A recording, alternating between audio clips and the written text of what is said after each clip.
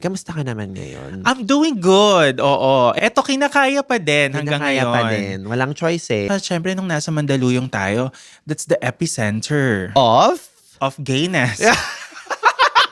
Pag medyo okay na yung position mo, di ba? Parang, Correct. bibilang ako ng kape Correct. Tapos wala ka nang pakialam kung additional 50 pesos yung oat milk.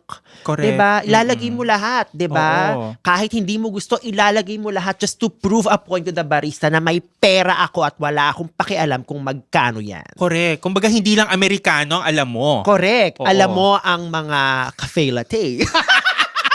Alam mo, isa nga pong Gibraltar. Ano yun? Tapos every now and then magkasabi ka na ng, yeah, with brevet, please. Parang damihan mo ng sea salt foam. Correct. Diba? Laban. Ayoko ng kape, gusto ko ulam. Oo. Kaya ako favorite ko dyan sa Harlan, cereal latte. Oh, because diba, ayaw mo ng kape, gusto mo almusal ang gusto mo. Almusal ang gusto mo. Correct. Oatmeal. Charet.